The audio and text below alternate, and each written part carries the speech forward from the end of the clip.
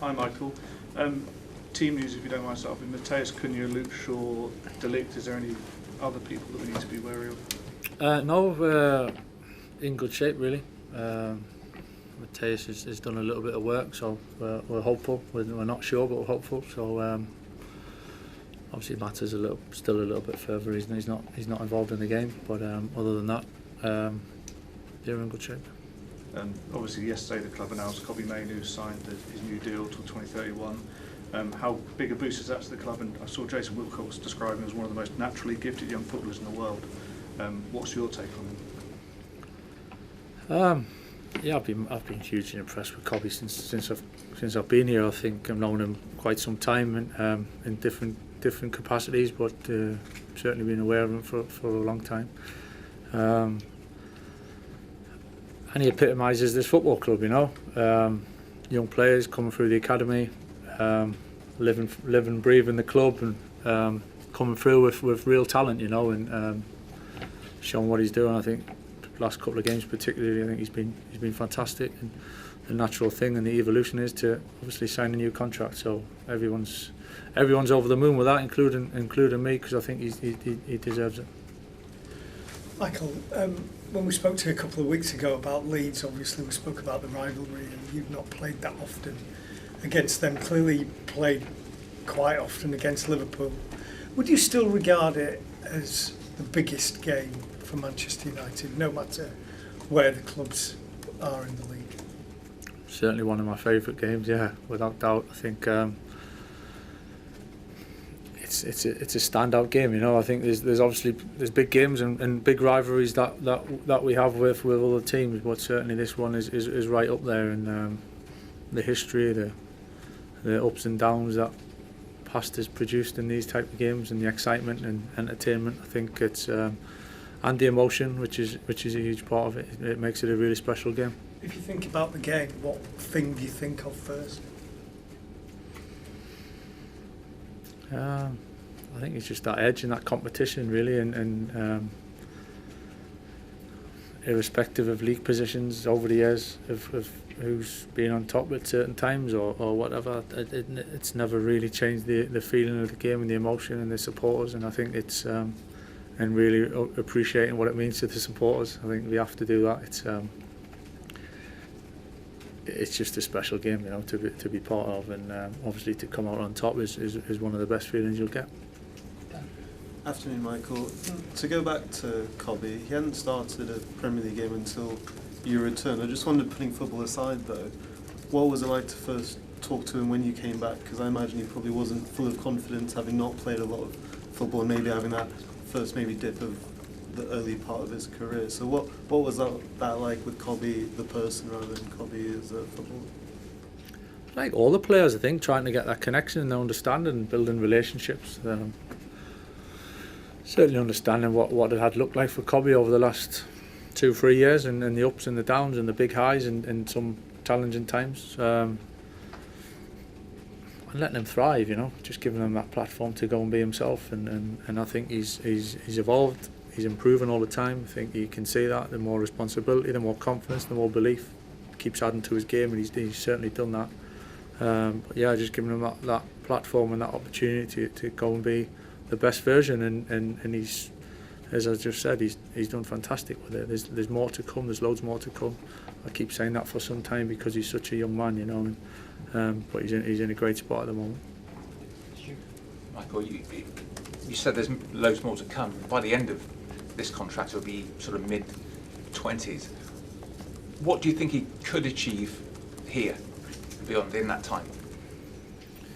Well, hopefully he's here for a long time, and he's part of successful teams that win things, win trophies. That has to be the aim.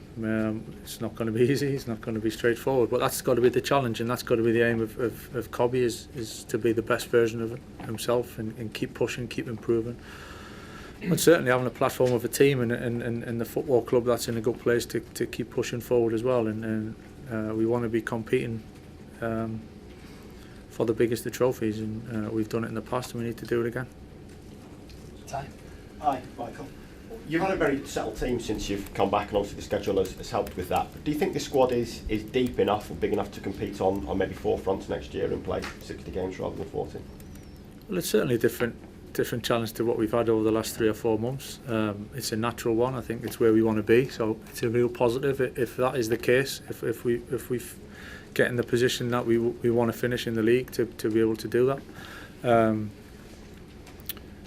And obviously evolving all the time. You know, I think always trying to improve, always trying to be stronger. Whether that's quality, whether that's depth, whether that's the makeup of the squad, the balance of the squad, the balance of the team. Constantly pushing to move forward, really. Jamie? Hi Michael, you played central midfield for this club until you're sort of 36, 37. Casemiro's now 33, 34. What's the key to doing it as you get a little bit older? You know, why has Casemiro been so good this year? And also, do you actually give him any advice, or you just don't need to, because he is sort of like quite an accomplished player? Yeah, I think it's quite interesting in terms of how much you give certain players. Even younger players, you think sometimes you need to help them a lot and give them a lot. Other times you actually, a little bit like Cobby's scenario, really, of knowing when to come off and just let them develop and let them thrive. There's a little bit. Certain players want more than others, and then there's the stage when, you know, there's a lot of experience and you're kind of crossing the 30 mark and you're in them stages.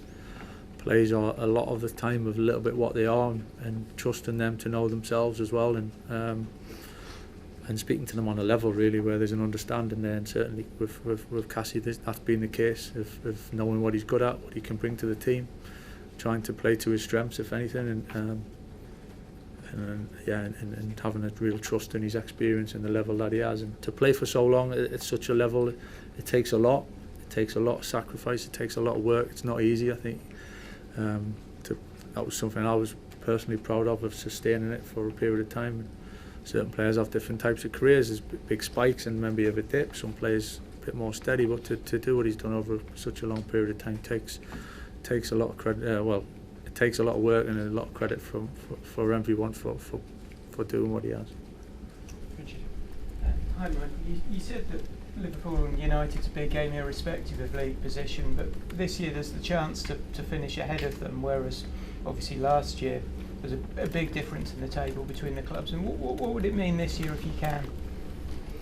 Yeah, I just think this probably shows the improvements of the group really, and getting stronger, and then to be coming into this game in such a good position, you know, on the back of good results and trying to achieve and moving forward. So fully aware of the situation in the league and how close it is between us, but that's not something really we've focused on going into this game. I think it's a one-off game. I think they've got some terrific players. They're a good team. They won the league last year, and obviously we respect everything that goes into the game. So we're treating it as that, as a one-off game. The league position is what it is, but Sunday's a whole different ball game. David? Just following on from Simon's question, which I was going to ask. What does it say about the respective standings of yourselves and Liverpool, and the kind of enduring global appeal of both clubs, that even though you're not going for the title, even though it's between City and Arsenal, this is still the standout game, the biggest game, and it'll be watched around the world by tens of millions of fans? What does that say about the two clubs?